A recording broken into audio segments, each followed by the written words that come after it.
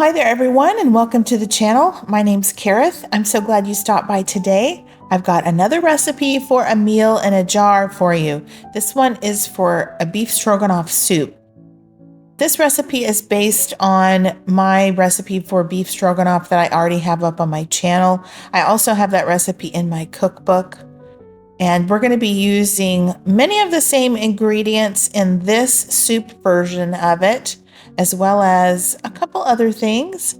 This recipe really does a great job of solving the what's for dinner dilemma.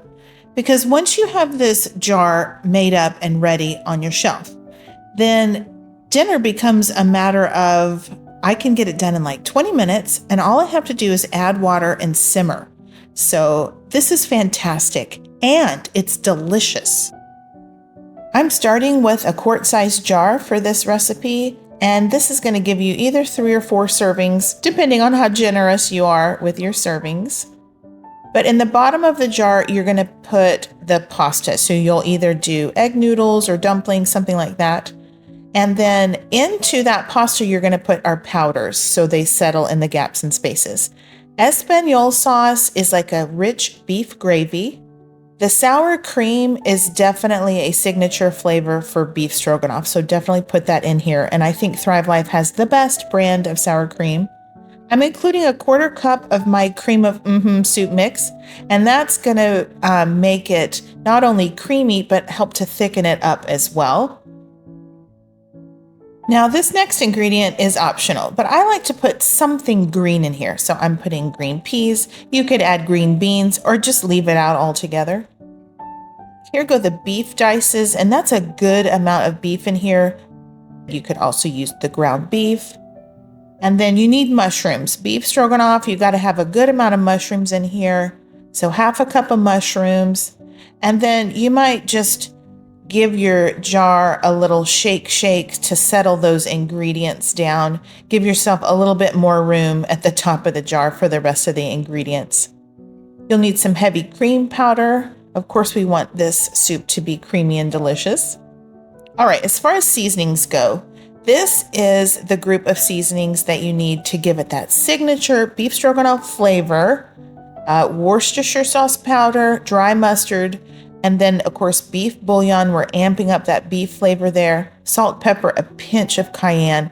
These seasonings, along with the espagnole sauce and the cream of soup mix that we put in here. By the way, that recipe I just released a couple weeks ago. I'll include the link below. But that in combination with the freeze-dried onions and garlic and parsley and all the other things, this is going to ensure a soup that has amazing flavor. I just think if you're eating from your food stores, you do not need to be eating food that's bland or boring or even the same recipes over and over again. I am here to help you with that. I'm creating things, I'm testing things, I'm failing at things, and I'm revamping them and I'm improving them, so you don't have to go through that process. I'm here to help you make your food delicious. This makes a great gift because it's a just add water recipe. This is something that I like to send back with my college daughter when she goes back to her apartment. And it is just a very convenient meal. All she has to do is add water, simmer for 15 minutes, and then it's done. So you'll need a large pot or a Dutch oven, about 7 cups of water, and then just give it a good stir. Incorporate all those sauce powders in with that water. Then you'll need to just give this some heat. I think I had my heat at about a 7.5 out of 10. And you'll just need to bring this up to a boil.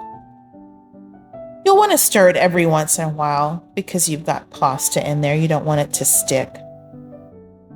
Then once you've reached a boil, you can crank down your heat, and it needs to stay at probably a medium low or so. I think I left mine at a 4 out of 10 on my stove. And then you'll just want to simmer it for about 15 minutes. You can come along and stir this every few minutes. Make sure nothing's sticking to the bottom of your pot. As this soup simmers and your dumplings cook, you'll notice it thickens up and it gets a little bit darker. The flavors are going to come together. After about 15 minutes or so of simmering, go ahead and give that a taste, and you can adjust your seasonings if you need to. You could add a pinch of salt, a little bit of black pepper, whatever you think it needs, and then you can serve it up. I like to garnish this with a dollop of sour cream, but I didn't have any sour cream. I had run out, so I just got some parsley and sprinkled some parsley over it, and that's it. It was super delicious, and I think it's beautiful too. Okay, so let me share with you just one of the many reasons why I love cooking with freeze-dried food. So once I find a recipe that I love, I will make up 3 or 4 jars at a time. And that way it's just waiting for me on the shelf, and it makes mealtime really simple. I ended up eating this twice that day, and I was not mad about it. I thought it was so good.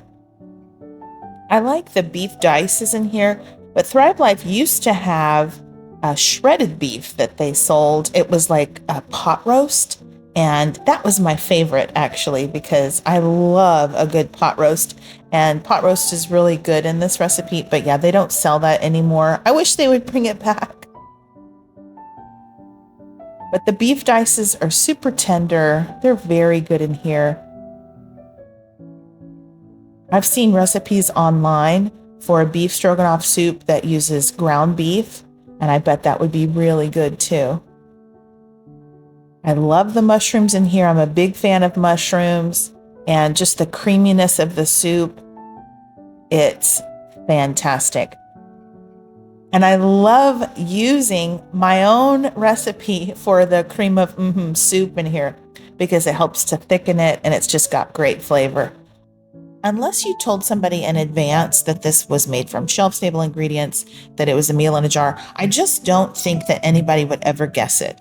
Just because it's got such good flavor, it's a wonderful soup. I hope y'all love it.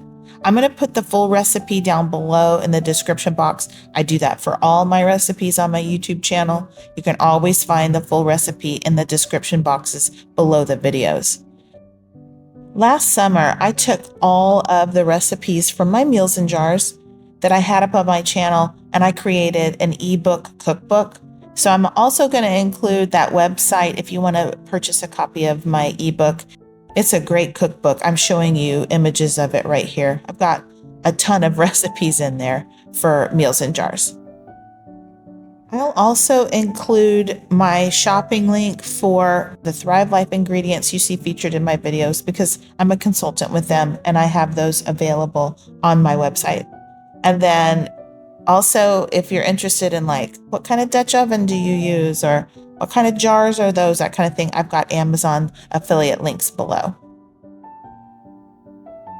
All right, guys, thanks so much for watching today. Please leave me a comment below and hit the like button if you enjoy my content. Y'all have a blessed day. And until next time, y'all take care and keep thriving.